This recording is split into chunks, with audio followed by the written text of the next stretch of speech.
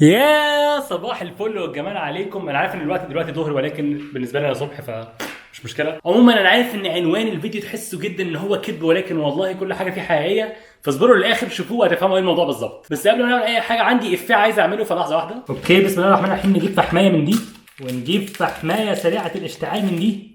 اللي جديد في القناه انا بستظرف، انا بحب المتابعين بس بحب اطمن عليهم برضه. اوكي، دلوقتي بعد ما حطينا الفحم نعمل كده بسرعه. المفروض بتاع ده يولع بسرعه جدا. ماشي، ادي الفحم بيشتغل بسرعه. دلوقتي محتاجين البخور نفسه واللبان العماني الجميل. ماشي، بسم الله. اول خطوه اهو، وتاني خطوه البتاع اللي بيلزق ده نحط منه شويه صغيره، نعمل كده. ودلوقتي ناخد بخورنا الجميل ده ونحطه هنا بالظبط، ونقول ايه الاخبار يا ناس الحلوه، عاملين ايه؟ واهلا بكم في فيديو النهارده مختلف عن اي حاجه قبل كده. الكاميرا هنا مش عارف ابص هنا ليه، ولكن النهارده ان شاء الله هتكلم عن التجميعه الخرافيه اللي هتكون من الحاجات اللي ورايا دي. وبالمناسبه البخور اللي عملته في الاول ده عشان يعني قال ايه، يعني هتحسد وبتاع. انتوا عارفين اللي متابعني من زمان عارف الافات القذره عارفها. عموما ايه الحكايه بالظبط، ازاي يوتيوبر ممكن يجيب الحاجات دي، ازاي ممكن يركب جهاز زي ده، وانا ازاي من 2017 بجمع الجهاز ده. في اسئله كتير انا عارف وهجاوب عليها كلها في الفيديو ده. فالنهارده هنتكلم على الجهاز الجديد اللي هركبه، اللي هيكون للالعاب، والمبلغ اللي انت محتاج تدفعه عشان تركب جهاز زيه او تركب سيت اب زي اللي انا فيه حاليا. يعني من الاخر اللي هتكلم فيه هو انت ازاي ممكن يكون عندك جهاز زي جهاز بيستي للالعاب بس، كانك مش يوتيوبر، كانك مش ستريمر، لا جهاز للالعاب وبس. فخلينا نحط الكاميرا دي تحت شويه وابدا اتكلم في الكاميرا دي. انتوا شايفين الدخان ورايا عامل ازاي اصلا؟ عموما بجد ايه الحوار بالظبط؟ ايه الحوار يا جماعه؟ ان انا الجهاز اللي عندي حاليا اللي انا بلعب عليه جيمز عندي من 2015 يعني جهاز قديم جدا جدا جدا، بقاله 5 سنين. بس انا عملت حاجه ذكيه جدا واشتريت حاجات في الجهاز القديم اقدر استخدمها في جهاز جديد. بمعنى ان مثلا الرامات اللي عندي 64 جيجا هحطهم في الجهاز الجديد، الهارد ديسك والاس اس دي هحطهم في الجهاز الجديد، بس المذر بورد والبروسيسور والكولر والباور سبلاي اللي موجودين في الجهاز القديم هيفضلوا فيه. والسبب في كده ان الجهاز القديم هيتحول لجهاز للستريمنج في جي تي اكس 1080 بدل تايتن اكس بي. هتكلم في موضوع كارت الشاشه ده. بس عموما جهاز الستريمنج اللي هو الجهاز القديم مش هتكلم فيه خالص، مالناش دعوه بيه. احنا هنتكلم عن السيت اب كواحد بيعمل سيت اب جيمنج. هنتكلم في كل حاجه فيه، من المذر بورد للبروسيسور للمكتب اللي انا قاعد عليه والكرسي اللي انا قاعد عليه، هيكلفوك كام لو عايز تعمل زيهم. والمبلغ من الاخر حوالي 150,000 جنيه مصري بدون شحن خالص. مش بحور في المبلغ ده، انا هقول اسامي كل حاجه هحطها في السيت اب، فانت ممكن تعمل تشيك ورايا وتشوف السعر كام. بس انا مش هحط اسعار بسبب ان في حاجات جات لي ببلاش وما اقدرش احط اسعارها. جات لي ببلاش ازاي؟ داخل في الموضوع ده. اوكي، مبدئيا قبل ما نيجي نتكلم عن السيت اب ده هيبقى فيه ايه والحاجات دي جات لي ازاي، لازم اتكلم الاول عن اليوتيوبر ازاي يقدر يجيب الحاجات دي. بصوا يا جماعه، انا مش هكذب، انا اجتهدت وتعبت لغايه ما قدرت اوصل للمرحله اللي ممكن شركه فيه تبعت لي برودكت او تبعت لي حاجه منها لمجرد ان هم عايزين يشوفوا رايي فيها او يشوفوني بستخدمها. يعني مثلا انا لما بعمل اعلان مش بكذب عليكم وبفهمكم ان هو اعلان. يعني مثلا من كام يوم كان في اعلان لكيبورد وماوس وسماعه، الثلاثه كان نفسي فيهم والثلاثه عندي دلوقتي والثلاثه علبهم هنا دلوقتي. ودي من الحاجات اللي انا حطيتها ضمن السيت اب او ضمن الحاجات اللي فلوسها في السيت اب. فمن الاخر لو انت يوتيوبر مبتدئ او انت يوتيوبر كبير وما تعرفش الموضوع ده، انت ممكن تجتهد والشركات تبعت لك حاجات مقابل مثلا فيديو، مقابل ستريم، مقابل حاجه. بس انا من وجهه نظري، في ناس كتير ما بتعملش كده، بس من وجهه نظري الشفافيه مع المتابع حاجه مهمه جدا. وانا بقول لكم فيديو النهارده في شركات كتيره مشاركه فيه، بس ما اقدرش اقول لكم هم مين. بس اللي متابعني كويس يبقى عارف ايه الحاجات اللي كانت عندي وايه الحاجات اللي انا اشتريتها بفلوسي وايه الحاجات اللي جات لي ببلاش. وبجد عايز اقول لو انت جديد يا ريت تعمل لايك للفيديو ده، عشان انا تعبت جدا جدا على ما ركبت الجهاز ده. لا انا بجد مش ببالغ، مش بعمل دراما، انا فعلا تعبت جدا جدا وشقيت عشان اركب الجهاز ده. والهدف من الجهاز ده، الهدف الاساسي والله مش انا، لا الهدف الاساسي اني ارجع للاستريمات بشكل يومي بجوده خرافيه، وده اللي هتشوفوه قريب في المستقبل. وان شاء الله ان شاء الله الخبر الحلو ان الجهاز ده هتشوفني وانا بركبه مباشر على الهواء. ايوه هعمله لايف يوم الجمعه الجايه الساعه 10 بالليل بتوقيت مصر، 11 بالليل بتوقيت السعوديه، و12 بالليل بتوقيت الامارات وعمان. هركب الجهاز ده ببث مباشر على يوتيوب وتويتش في نفس الوقت، واحتمال كمان يكون على فيسبوك وتويتر في نفس الوقت. لسه مش عارف، لسه بفكر فيها، ولكن الاكيد ان اللايف ستريم ده هيكون على تويتش ويوتيوب في نفس الوقت. يا ريت اشوفك فيه. يعني فعلا تخيل انت هتشوفني بركب الجهاز ده من الصفر، من الاول خالص خالص خالص، بركب فيه الحاجات الجديده، الحاجات القديمه، بنفتح علب، بنكسر حاجات، ربنا يستر بس. وبالمناسبه انا مش محترف تركيب اجهزه، بس عندي خبره كويسه. يعني في حاجات انا اصلا قلقان منها، زي مثلا انا ما اقدرش اعمل لنفسي جراوندنج. في حاجات قلقان منها هنشوف هنحلها مع بعض ازاي في الاستريم، ولكن الاستريم هيكون ممتع جدا ان شاء الله، وغالبا هيكون طويل. هتشوفوني بركب جهاز من الاول خالص يا جماعه. عموما الاستريم هيكون ان شاء الله يوم الجمعه الجايه الساعه 10 بالليل بتوقيت مصر، 11 بالليل بتوقيت السعوديه، و12 بالليل بتوقيت عمان والامارات. 12 بالليل هي داخله على يوم السبت يعني. واتمنى اشوفكم هناك. وبالمناسبه يعني قريب الاستريمات اليوميه هترجع، فجهزوا نفسكم على قناه الاستريمات اللي موجوده على يوتيوب. عايزين نوصلها 100,000 يا جماعه. اوكي رغيت كتير. لو انت جديد في القناه انا اسف جدا، عارف ان انا طولت عليك ورغيت وانت ما بتحبش تسمع صوتي دلوقتي عشان لسه ما تعرفنيش، ولكن استحملني شويه. هنبدا نتكلم عن بارت موجود معانا في السيت اب الجديد، واقول لكم هم ايه وكده. يعني مش هتكلم في كل حاجه قوي، بس اقول لكم هم ايه. وزي ما قلت مش هقول الاسعار، بس هقول اسامي البارتس، وانت تقدر تخش بقى على جوجل بقى تحسب الحاجات ومش عارف ايه. وعايز اقول لكم بس ان انا حاسب كل حاجه بدون شحن نهائيا. يعني انا بعتبر ان انت هتشتري الحاجات دي من غير اي شحن، الشحن مجاني والمبلغ واصل 150,000 جنيه مصري. عموما خلينا ناخدكم على هناك عشان اوريكم اول حاجه هنتكلم عنها. اوكي اسف ان انا مديكم ظهري في الشاشه دي، ولكن اول حاجه هتكون معانا هي المذر بورد الخطيره دي. ايه حوار المذر بورد دي؟ جبتها ازاي؟ جبتها ليه؟ موضوع مش هنخش فيه دلوقتي، هتكلم فيه في الاستريم. عموما بشكل عام خليني اقول لكم ليه اخترت الار او جي كروسير 8 هيرو. لان المذر بورد دي قعدت افكر كتير قوي لغايه ما جبتها، ومش عارف ليه المسكين ده مرمي كده، بس هو يعني ما عرفش احطه فين في البتاع دي. عموما خلينا نتكلم عن المذر بورد شويه. طيب انا ليه اخترت المذر بورد دي؟ في اسباب كتيره جدا اقولهم دلوقتي، وفي سبب خلينا نختار المذر بورد دي مع ان في واحده منها تانية فيها واي فاي. اول حاجه لو هنتكلم كنت وموضوع الواي فاي وكده، انا مش محتاج الواي فاي في حاجه، انا بحب استخدم اللان والنتورك في كل حاجه، واللي متابع القناه كويس عارف ان في عندي راوتر برضو من ايسوس بتاع جيمنج وبينفع مع المذر بورد دي جدا، واتكلمت عن الموضوع ده قبل كده، وده من الاسباب اللي خلاني اختار المذر بورد دي. بس من الاسباب الرئيسيه كمان ان المذر بورد دي فيها ايثرنت 2.5 جيجا بت بير سكند. 2.5 جيجا بت بير سكند ده معناه ان انا لو وصل لي نت سريع في يوم ما انا هقدر استحمله في المذر بورد بتاعتي، لان العادي بيكون في جيجا بت يعني 1 جيجا، فده العادي اللي موجود في اي مذر بورد. دلوقتي في 2.5 وده معناه ان في المستقبل ان شاء الله ربنا بس يدينا انترنت سريع بس في الوطن العربي اسرع من اللي موجود حاليا، اقدر اكون موجود فيوتشر بروف او مجهز نفسي للمستقبل. وزي ما قلت الواي فاي انا مش محتاجه في حاجه، فقلت اوفر الفلوس الشويه دي اشتري بيهم حاجه ثانيه، واديني قلت ان انا اشتريت المذر بورد. عموما غير كده في بارتس كتير من اللي انا مختارهم بيجمعوا الاورا سينك ار جي بي، بمعنى ان كل حاجه في الكيسه هتكون ماشيه مع بعض من ناحيه الانوار والار جي بي والحاجات دي. وكمان المذر بورد فيها هيت سينكس في كل مكان تقريبا، فده معناه ان هي مش هتسخن مني لان انا بستخدم الجهاز بتاعي كتير. وكمان حر عمان بيتعب الدنيا خالص. وفي سبب تافه بس هتاخدوا بالكم ان هو مفرحني وانا بركب الجهاز ان شاء الله يوم الجمعه، وهو ان الاي او شيلد اللي موجود في المذر بورد متركب جاهز. الاي او شيلد ده اللي هو البتاع اللي موجود ورا من المذر بورد اللي بيخليك تشوف اليو اس بي ده ايه والبتاع ده ايه، من الاخر البتاع اللي موجوده في ظهر المذر بورد. عموما دي الاسباب اللي خلتني اختار المذر بورد، غير طبعا موضوع الانترنت والاورا سينك والاي او شيلد والهيت سينك والكلام ده كله. المذر بورد فيها بي سي اي اي جن 4 وده انا محتاجه جدا، انا مشتري ام في ام اي كلفني دم قلبي، فبرضه انا قلت ان انا اشتريته اهو، بس ده فعلا محتاج مذر بورد تستحمله عشان ياخد قدرته الكامله ان شاء الله. المذر بورد كانت زي ما قلنا الار او جي كروسير 8 هيرو دي اللي هنستخدمها في البيلد ان شاء الله. خلينا نخش على البروسيسور. طيب انا مش محتاج اروح لبعيد عشان البروسيسور اهو، ده الاي ام دي 3900 رايزن 9 3900 اكس. البروسيسور ده قعدت افكر كتير جدا جدا جدا قبل ما اشتريه، وطبعا ده انا اشتريته قبل ما اشتري المذر بورد، يعني كان لازم اقرر الاول ايه البروسيسور بتاعي وبعدين اشتري مذر بورد بتدعم البروسيسور ده او بتستحمل او فيها السوكت او بتستحمل الثيرد جنريشن من رايزن وهكذا. البروسيسور ده معايا يا جماعه بقاله حوالي شهرين ولا حاجه، حوشت من فلوس اللي بكسبها من الستريمز واليوتيوب عشان اجيبه، يعني جبته بفلوسي برضه. هو انا ليه بقول الحاجات اللي انا اشتريتها؟ من دلوقتي مش هقول الحاجات اللي انا اشتريتها عشان ايه، عايز يبقى في شفافيه في الموضوع، فمش عايز اقول انا اشتريت ده وده جالي ببلاش ومش عارف ايه. بس عموما ده انا اشتريته بفلوسي. ده يا جماعه وانا بشتريه كنت بفكر ما بينه وما بين ال 3950 اكس، ولكن ال 3950 اكس كان اغلى بكتير، وانا كان ساعتها بصراحه حالتي الماديه مش كويسه قوي قبل ما ارجع لليوتيوب وكده، ولكن في نفس الوقت كان نفسي اطور من نفسي وكان نفسي اطور من السيت اب، فاشتريت البروسيسور ده. فالبروسيسور ده الحلو فيه ان هو بيجي معاه الكولر بتاعه، ولكن انا مش هعتمد على الكولر ده لان عندي كولر روش جدا جدا جدا من كولر ماستر. بس عموما ده البروسيسور اللي انا خايف جدا ابوظه ان شاء الله في الاستريم، ربنا يستر علينا. وطبعا انا مش هخش بقى في تفاصيل وارقام، انا بقول لكم بشكل عام ايه اللي عجبني في الحاجه. فزي ما قلت كده انا عجباني جدا اللي ام دي بتعمله كرايزن، وعجبني جدا اداء البروسيسور بتاعتهم مع الجيمز وكده. ومؤخرا انتل بصراحه كان فيها مشاكل في السكيورتي والامن والكلام ده، فانا ما كنتش عايز الصراحه اضيع وقت معاهم. وخلينا نخش على الحاجه اللي بعدها. والحاجه اللي بعدها الشيء ده اللي شكله عبيط جدا جدا، بس الشيء ده غالي ومهم. ده السي جيت فاير كودا 520 نسخه ال1 تيرا بايت.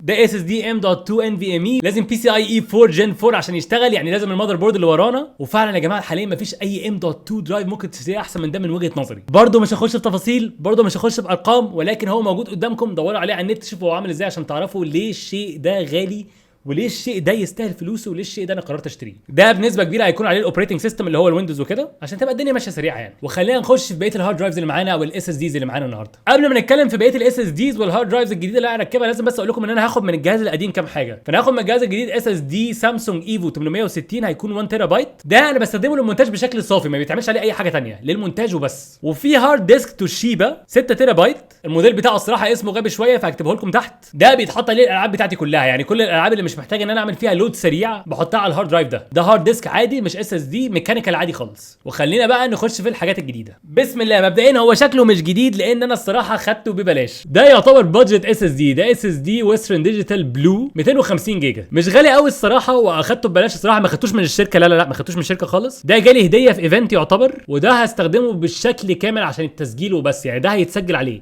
يبقى كده في اس اس دي هيتمنتج عليه وفي اس اس دي هيتسجل عليه. انا محتاج هارد ديسك او اس اس دي لو حصل اي مصيبه في الجهاز يفضل الفوتج عليه، ما اعرفش ايه اللي ممكن يحصل، فعايز حاجه تفضل موجوده سليمه ما فيهاش اي مشاكل خالص. فهو ده هو الشيء ده. فده الويسترن ديجيتال بلو 250 جيجا 3 دي ناند وبس كده. وهوريكم بقى الروش بزياده الشيء ده. ده اس اس دي برضه لسه مش عارف استخدمه في ايه بالظبط. ده اس اس دي هايبر اكس فيوري ار جي بي. ده في ار جي بي بمعنى ان انا ممكن اغير اللون عليه براحتي خالص خالص خالص. بصراحه للمصداقيه انا سمعت ان في شويه مشاكل من ناحيه السخونه بسبب الار جي بي اللي فيه، بس دي حاجه انا عارف ان هي ممكن تتحل لو اتحط في مكان صح في الكيس، بمعنى لو اتحط في مكان فيه تهويه كويسه. فهجربه لمده اسبوع ولا حاجه واقول لكم في رايي بصراحه، ما تقلقوش مش هكدب عليكم خالص. وهنشوف مع بعض في الاستريم نحطه فين بحيث ان هو يكون متبرد كويس يعني، لان الشيء ده انا متحمس له جدا وحاسس ان هو هيخلي شكل الكيس كويسه. انا مش من الناس اللي بتهتم بشكل الكيس، ولكن لو عندي فرصه ان انا اعمل كده هعملها الصراحه. فده بالنسبه للاس اس دي الهايبر اكس فيوري ار جي بي ال1 تيرا بايت او 960 جيجا يعني. اوكي انا كنت بفكر اقول لكم على ايه بعد الاس اس دي، وافتكرت ان انا ما قلتلكمش على الرامات اللي هستخدمها. الرامات اللي هستخدمها يا جماعه موجوده في الجهاز القديم، هاخدها من الجهاز القديم، وفي جهاز عندي ثالث هحط فيه الرامات بتاعته في الجهاز اللي كان قديم. فاهمين حاجه؟ يعني جهاز الاستريمنج مش هيكون محتاج رامات عاليه، لكن جهاز الجيمنج هيحتاج الرامات اللي كانت عندي قبل كده لان هيتعمل عليه مونتاج كمان. فالرامات اللي عندي ما فيهاش اي حاجه سبيشال الصراحه، هم 4 16 جيجا، فالتوتال 64 جيجا. ليه 64 جيجا؟ عشان بمنتج على الجهاز ده ومحتاج رامات كتيره جدا الصراحه. فمن الاخر ببساطه جدا الرامات هايبر اكس فيوري 16 جيجا 2666 ميجا هرتز، 4 منهم عشان بس اللي عايز يحسب ورايا يعني السعر وكده. تعالوا بقى نخش في كارت الشاشه عشان كارت الشاشه ده عزيز على قلبي جدا جدا جدا. تعالوا ورايا.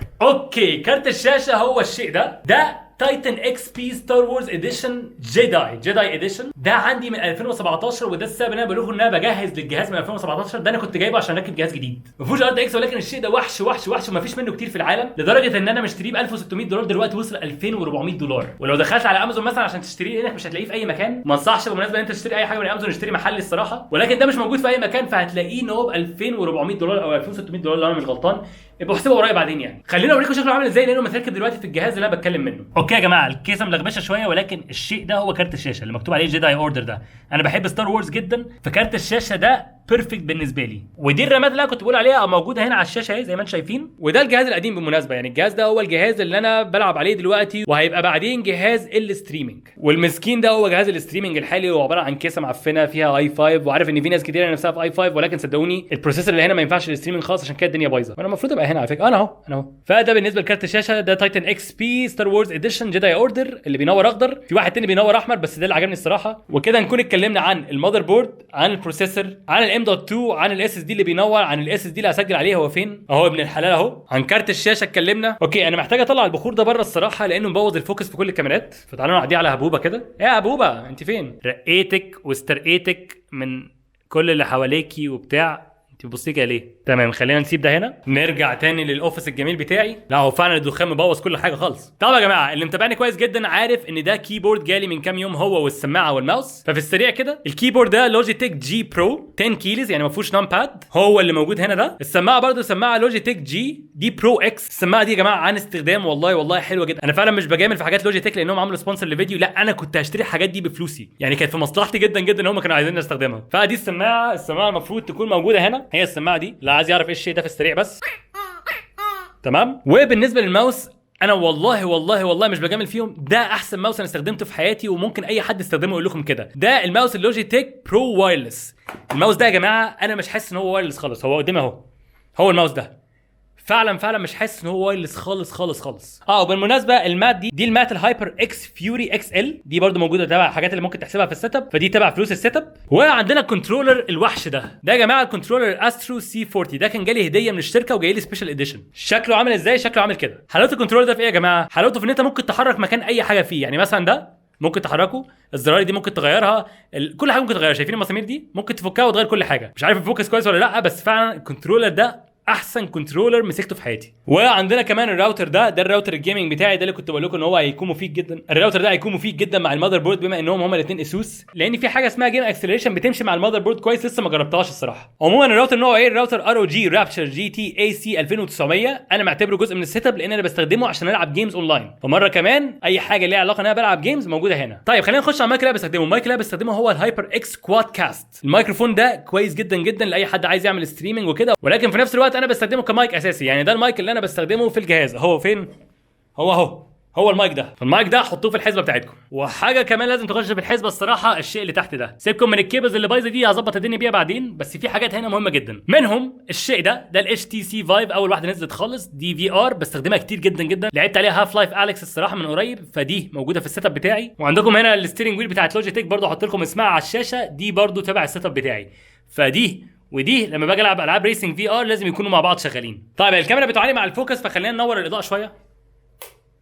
بصوا يا جدعان، هوب مش باينه اصلا من كتر الدخان. المفروض الفوكس كده يظبط شويه. ايوه بسم الله ما شاء الله. ده يا جماعه الباور سبلاي اللي احنا هنستخدمه. في حاجات كتير احسن من الباور سبلاي ده، بس ده مكفيني الصراحه. ده الام دبليو اي برونز 700. فالباور سبلاي ده الصراحه الحاجه الوحيده اللي انا مركبها اوريدي في الكيسه، لان انا كنت جايب الكيسه دي معايا من مصر، والكيسه هنتكلم عليها دلوقتي. بس الباور سبلاي حاليا ام دبليو اي برونز 700. بعدين عندنا الكولر اللي انا كنت بقول لكم عليه روش جدا جدا. الكولر هيكون ليكويد كولر اول ان 1. ده الماستر ليكويد ام ال 240 ار جي بي. ايه الحلاوه في ده؟ الحلاوه في ده ان هو فيه الاورا سينك، يعني ممكن يشتغل مع المذر بورد كويس جدا جدا جدا. وغير كده كمان في ادريسبل ار جي بي، ودي حاجه هكلمكم عنها بعدين في الاستريم. واظن اخر حاجه هنركبها في الجهاز الجديد لو انا مش غلطان هتكون الكيسه دي الكيسه اللي هنركب فيها الجهاز. دي كيسه الماستر بوكس ام بي 530 بي. مش هوريها لكم دلوقتي، عايز اوريها لكم على الاستريم لان شكلها حلو جدا جدا جدا. فيها مراوح كتير والتهويه فيها كويسه جدا جدا جدا. فدي الكيسه اللي هنستخدمها، ماستر بوكس ام بي 530 بي. هل في اي حاجه هنا انا ما اتكلمتش عنها؟ اظن لا. اتكلمنا عن الكيبورد والسماعه والباور سبلاي والكولينج والاس اس ديز والام دوت 2 والبروسيسور والماوس والكنترولر والمذر بورد والراوتر والميكروفون وكارت الشاشه والكيسه. اتكلمنا عن كل حاجه هنا. وهنا زي ما قلنا الحاجات اللي لازم نتكلم عنها هي المات اللي هي الاكس ال، وفي تحت الفي ار والستيرنج ويل. طبعا مش هحسب لكم دي ايه، دي عباره عن ميموري فوم، يعني دي حاجه بتريح لي الصراحه. ولكن تابع السيت اب بصراحه، ودي حاجه مهمه جدا جدا جدا لو عايز نفس القعده بتاعتي. الكرسي ده من ايكيا، والترابيزه دي. فالكرسي ده هتلاقوا اسمه على الشاشه دلوقتي، والترابيزه دي هتلاقوا اسمها على الشاشه دلوقتي، عشان لو حد عايز يشتري الاثنين دول. لان بصراحه ده احسن مكتب اشتريته لاي كمبيوتر خالص. انتوا شايفين اصلا وسع قد ايه ومقضي حاجات قد ايه. وده احسن كرسي اشتريته برده لاي حاجه خالص. الكرسي ده اريح كرسي قعدت عليه. بس عندي مشكله حاليا مع صراحه دول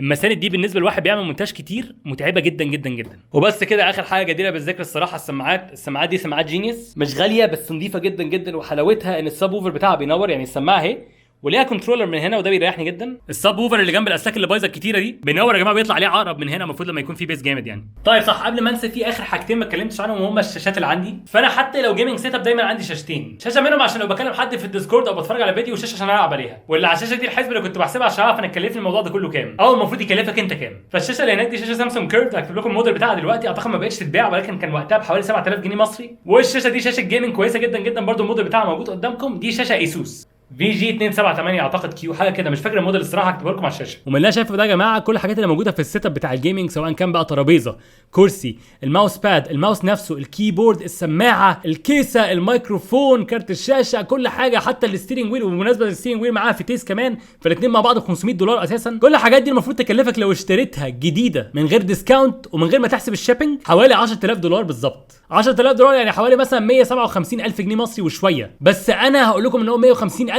لو لقيتوا الحاجات ارخص يعني. ودي حاجه الصراحه صعبه حاليا بالماركت اللي موجود حاليا. فالجهاز ده انا ما اشتريتش كل حاجه فيه يا جماعه، وفي حاجات اشتريتها من زمان، فمش عايز حد يفتكر ان انا معايا فلوس فدفعت كل حاجه دلوقتي. لا والله خالص. هي الفكره وما فيها بس ان في حاجات جات لي من شركات، في حاجات انا تعبت عشان اشتريها، في حاجات انا فعلا كنت مختار ما بينها وما بين مثلا ان انا اجيب حاجه تانية لنفسي انا شخصيا. وكل الحاجات اللي انا بجيبها هنا مش عشان انا ما بلعبش جيمز عشان خلاص، كل الحاجات دي للقناه عشان الاستريمات وكده. فان شاء الله هنرجع للاستريمات اليوميه باذن الله، وهتكون استريمات جوده مش طبيعيه. اللي جديد وفاكر ان انا معايا فلوس وكده، والله العظيم الموضوع مش ماشي كده خالص. تابعني كويس وهتعرف انا شخصيتي عامله ازاي والدنيا ماشيه معايا ازاي. ولو لقيتوني بعمل اعلانات على القناه الفتره الجايه برده سامحوني، لان في حاجات كتير من اللي ورايا دي كلفتني كتير قوي قوي قوي. عموما انتوا كده عارفين كل حاجه موجوده في سيت اب الجيمنج بتاعي، مالكمش دعوه بالستريمنج سيت اب، ده في سيت اب الجيمنج. والبي سي اللي ورايا ده هنركبه يوم الجمعه الجايه ان شاء الله الساعه 10 بالليل بتوقيت مصر، 11 بالليل بتوقيت السعوديه، و12 بالليل بتوقيت الامارات وعمان. متحمس جدا للستريم ده، ومتحمس جدا ارجع للاستريمات، ومتحمس جدا لستريمات رمضان. واتمنى يكون الفيديو ده ما كانش ممل لاي حد، واتمنى تكونوا عرفتوا خلاص كل الدنيا ماشيه معايا ازاي. اتمنى يكون الفوكس ما كانش بايظ بسبب الدخان، لان انا عارف ان هو كان بايظ. واتمنى الصوت يكون كويس، انا لسه بتعلم يعني. وبس كده داخلين على 220,000 مشترك، فشكرا ليكم جدا. واشتركوا في قناه الاستريمات عشان نوصلها 100,000 وعشان ما يفوتكش اللايف ستريمز. واشوفكم المره الجايه